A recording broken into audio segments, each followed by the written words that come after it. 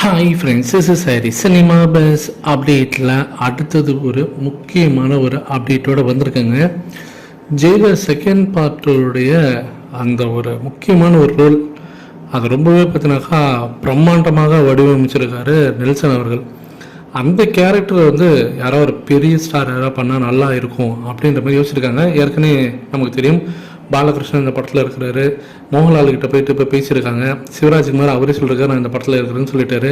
So பெரிய லெவலில் எல்லாருமே உள்ளே இருக்கிறாங்க. ஆனால் பாலிவுட்லேருந்து ஒரு பெரிய ஸ்டார் பண்ணால் நல்லாயிருக்கும். இப்போ எப்படி கூலியில் வந்து அமீர் கான் பண்ணியிருக்காரு அப்படின்றது நம்ம எல்லாருமே தெரிஞ்ச ஒரு விஷயம் தான்.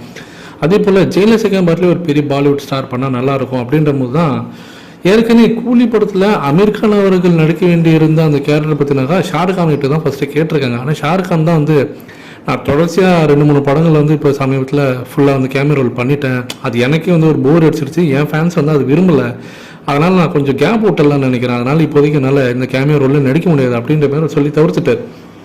ஆனால் இப்போ மீண்டும் பார்த்தினாக்கா ஜெயிலில் செகண்ட் பார்ட்டுக்காக நெல்சன் அவர்கள் ஷாருக் கான் அவர்களை வந்து அணுகுனதாகவும் அவர்கிட்ட வந்து இந்த கதையை வந்து சொன்னதாகவும் அவருடைய சீன்ஸ் அவருடைய காட்சிகள்லாம் எப்படி பிரம்மாண்டமாக பிரமிக்க வைக்கிற அளவுக்கு இருக்க போகுது அப்படின்றத அவர் வந்து அவர் சொன்னது மூலியமாக ஷாருக்கான் வந்து அதில் வந்து கொஞ்சம் கன்வின்ஸ் ஆகிட்டாரு. சரி இதை பண்ணலாம், ஏன்னா வேறு லெவலில் இருக்குது இந்த சீன். அவர் கேட்கும் போதே கண்டிப்பாக இதை பண்ணாக்கா தேட்டரில் வேறு லெவலில் இருக்கும் அப்படின்ற மாதிரி யோசிக்கிறாரு. அடுத்தது ரெண்டாவது ஒரு முக்கியமான விஷயம், தான் வந்து தன்னுடைய படங்கள் லைனாக ஃப்ளாப் ஆகின்னு இருக்கிற டைமில் அந்த ராவன் சொல்லிட்டு ஒரு பெரிய பிரம்மாண்டமான ஒரு படம் எடுத்தார். அகலக்கால் வச்சார், படம் ஓடலைன்னா காலின்ற அளவுக்கு வச்சார்.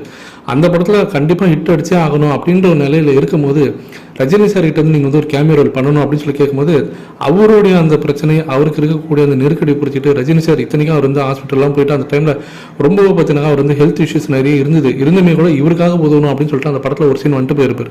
அந்த படமும் நல்லா ஓடிச்சு. அப்படி இருக்கும்போது தனக்கு வந்து கஷ்ட காலத்தில் வந்து உதவுன ரஜினி சாருக்கு நம்ம கண்டிப்பாக வந்து ஒரு நன்றி கடனாக வந்து செஞ்சு தான் ஆகணும்.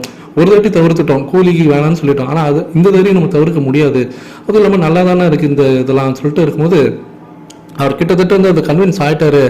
அடுத்த சிட்டிங்கில் உட்காரும்போது அவர் வந்து கன்வின்ஸ் பண்ணி அவர் இந்த படத்துக்குள்ளே கொண்டு வந்துடுவாங்க ஜெயிலர் செகண்ட் பார்ட்டில் அப்படின்ற மாதிரி தகவல் வந்து எனக்கு.